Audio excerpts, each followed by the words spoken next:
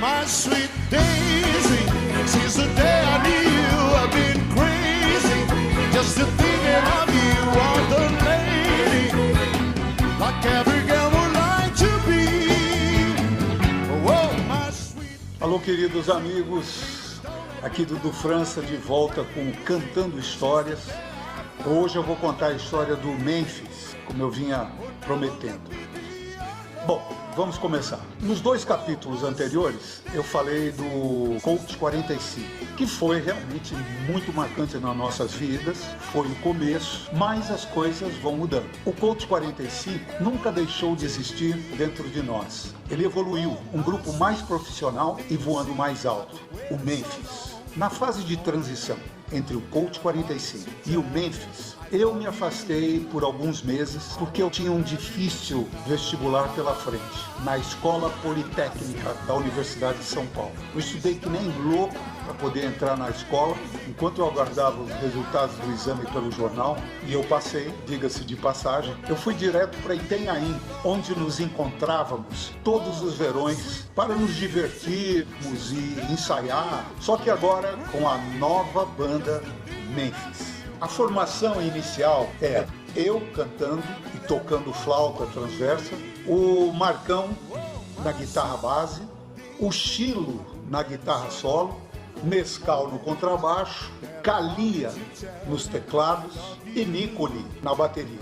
Eu que me considero um chato musicalmente falando, buscando sempre a perfeição, e por ser baterista, comecei a dar palpites sobre as batidas da bateria, a maneira de tocar, e o Nicoli, muito nervosinho, não suportou aquilo. Era sempre aquela rixa, né? A gente começou a se estranhar, até que chegou um momento que não dava mais. O Nicoli saiu do grupo, eu voltei novamente para a bateria e acabamos achando bom ficar com um a menos, porque era menos gente para dividir a grana. Depois de algum tempo nós tivemos que mandar o Calia embora, porque ele faltava nos ensaios, dizendo que ia estudar, tinha que ser respeitado, porque todos nós éramos estudantes e o estudo era prioridade. Mas nós pegamos o Calia no pulo. Em vez de estudar, ele ia namorar.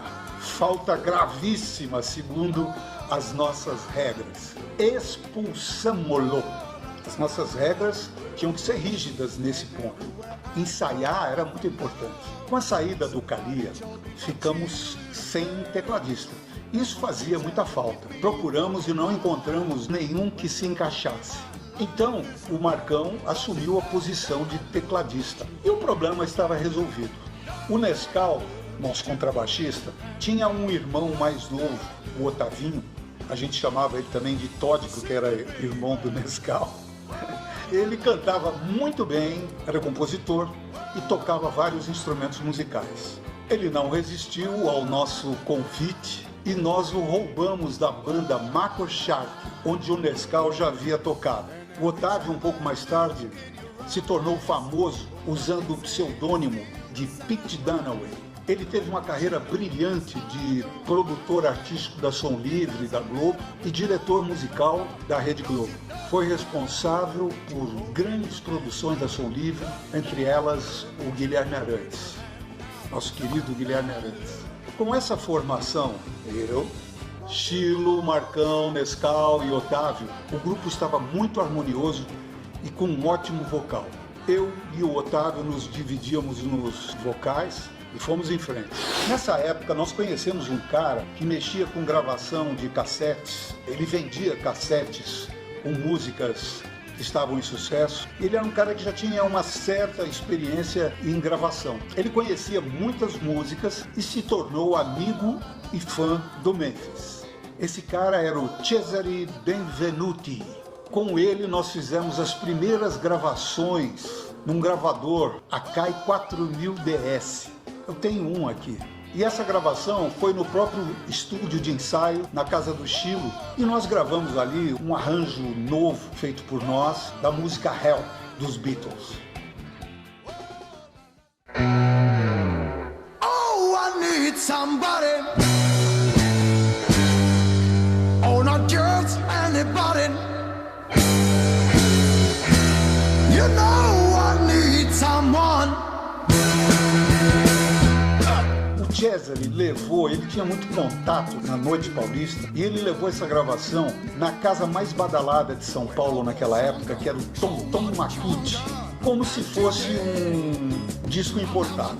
A pista do Tom Tom Matute ficou cheia, tinha cara de sucesso. O Cesare mandou para as rádios, e mesmo sendo uma gravação de poucos recursos, ela caiu no gosto do público. Todo mundo queria saber quem era aquela banda de fora. Daí pra frente, nós regravamos, agora no disco mesmo, esse arranjo do Help, que foi um dos carros-chefes do LP Kris Kringle, que acabou se tornando famoso no Brasil e em alguns outros países também. Agora, mais recentemente, há poucos anos, eu regravei esse arranjo do Help no CD Listen to the Music, pela Abril Music, onde o Marcos Maynard era o presidente, sob a direção de um grande produtor, nosso amigo e guitarrista, o Luiz Carlos Maluli. O arranjo antigo era tão bom que nós copiamos o arranjo feito há mais de 30 anos atrás com recursos modernos de gravação. Está no CD Listen to the Music. Você pode encontrar o Spotify e você digita lá Dudu França Help. E tem outras músicas lá maravilhosas, um arranjo, uma releitura das músicas dos anos 60 e 70. Procura lá, você vai gostar.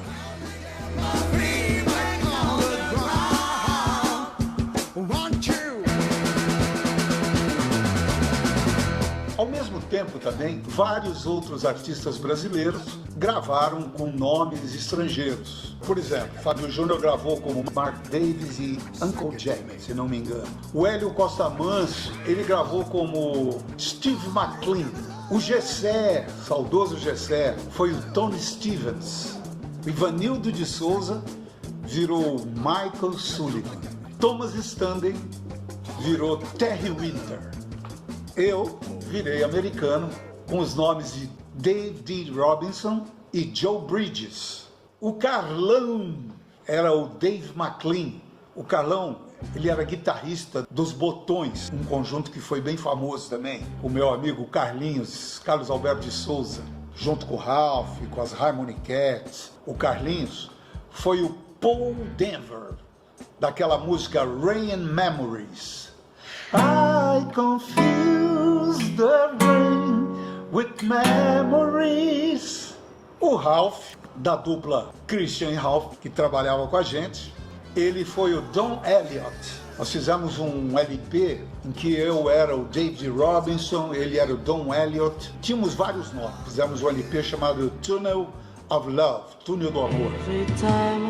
O Christian, na verdade o nome do Christian é José Pereira da Silva, gravou com esse nome, Christian, que ele já tinha uma dupla com o Ralph, mas não eram famosos ainda. Eu cantava com o Ralph num coral, eu acho que já falei disso. E o Christian gravou como Christian. Tinha o André, que tocava no conjunto Light Reflections. Eles gravaram aquela música Tell Me You Once Again. Light Reflections, fizeram uma versão Thelma, eu não sou gay. Lembra disso? Bom, são tantos que eu não consigo me lembrar de todos. Mas o maior sucesso de todos eles, um pouquinho mais tarde, foi o Maurício Alberto Kaiserman, o famoso Maurice Albert, que gravou sua música Feelings, que foi sucesso em todo o mundo. Essa música talvez tenha tido o maior número de regravações no mundo. E eu tenho muitas histórias, como eu já toquei nesse assunto, sobre o Maurício. Mas eu vou deixar isso um capítulo à parte para falar do Maurice Albert. Esse capítulo de hoje, ele é dedicado totalmente ao Memphis. As histórias com o Maurício aconteceram mais tarde. E eu vou contar as histórias do Maurice Albert, Maurício, histórias que eu vivi também, bem detalhadamente. Bom, pessoal, eu vou terminando por aqui.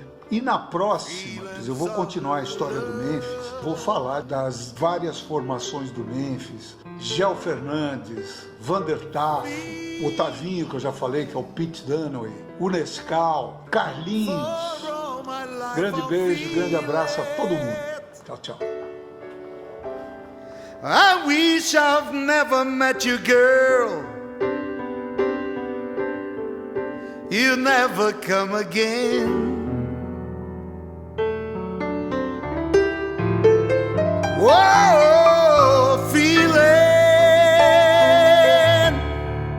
Whoa, whoa, whoa, whoa, whoa, feeling. Whoa, whoa, whoa, feel you again in my eyes.